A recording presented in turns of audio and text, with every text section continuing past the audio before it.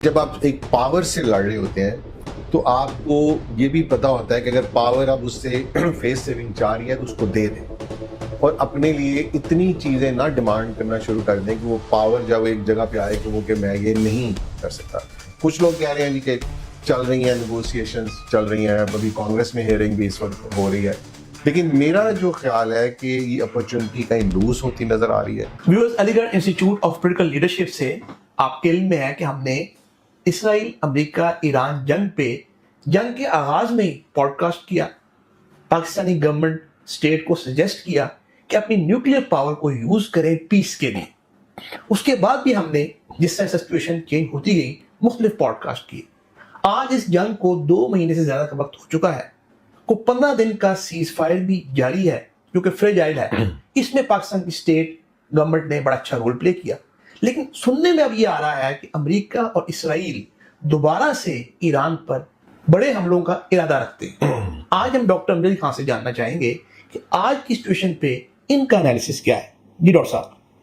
جی, یہ انالیسز اب ہمیں تھوڑا سا اس کو ایک ڈفرینٹ اینگل سے دیکھنا پڑے گا. یہ شاید جو ہمارے لوگ ہیں ان کے لیے تھوڑا سا ہضم کرنا مشکل ہوگا, لیکن اس کو تھوڑا سا میری ان سے ریکویسٹ ہوگی کہ اس کو ریشنلی دیکھیں.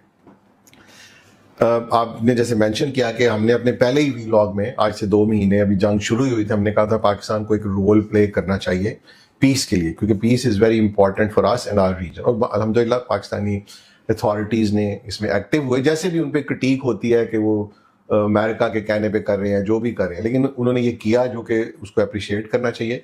اور اس کا رزلٹ بھی اس لحاظ سے اچھا ہے کہ اور پچھلے کوئی 3-4 ہفتے سے ایک سیز فائر کا چل رہا ہے. دو کہ اکنامک بلاکیٹ کی وجہ سے جو نقصانات ہیں وہ تو ہو رہے ہیں, ہمیں بھی ہو رہے ہیں اور ملکوں کو بھی ہو رہے ہیں. لیکن اس میں جو ایک بات, جب یہ ٹاکس ہو رہی تھی تو آپ کو یاد ہوگا کہ میں نے کہی تھی کہ جب آپ ایک پاور سے لڑ رہے ہوتے ہیں تو آپ کو یہ بھی پتا ہوتا ہے کہ اگر پاور اب اس سے فیس سیونگ چاہ رہی ہے تو اس کو دے دیں اور اپنے لیے اتنی چیزیں نہ ڈیمانڈ کرنا شروع کر دیں کہ وہ پاور جب ایک جگہ پہ آئے کہ وہ کہ میں یہ نہیں کر سکتا.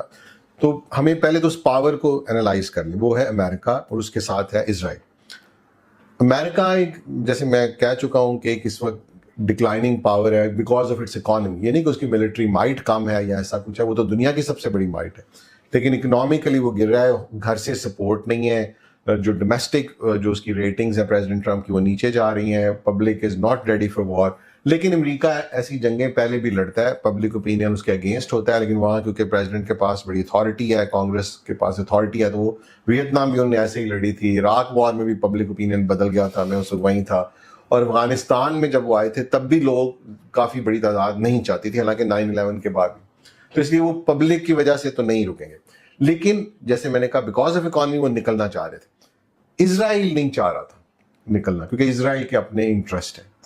تو یہ چیز ہمیں وے کرنی تھی, ایز ایران میں بات کر رہا ہوں, کہ ہمیں کتنا اس سٹیج پہ کر کے اس میں سے نکلنا ہے.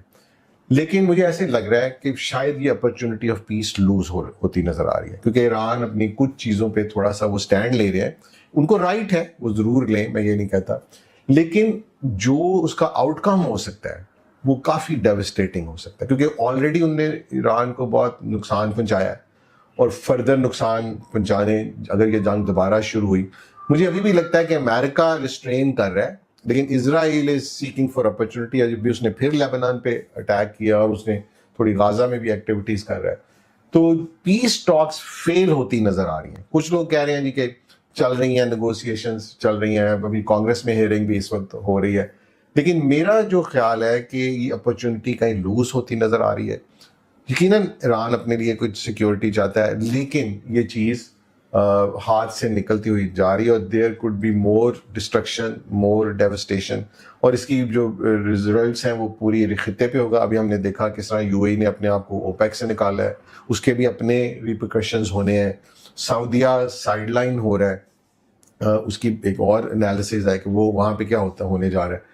تو یہ خطہ جیسے پہلے ہی ہم کہے تھے بدلنے جا رہا ہے, لیکن ایک اچھے انداز سے بدلنے کے بجائے شاید یہ خراب طرف اس وقت موو کر رہے ہیں.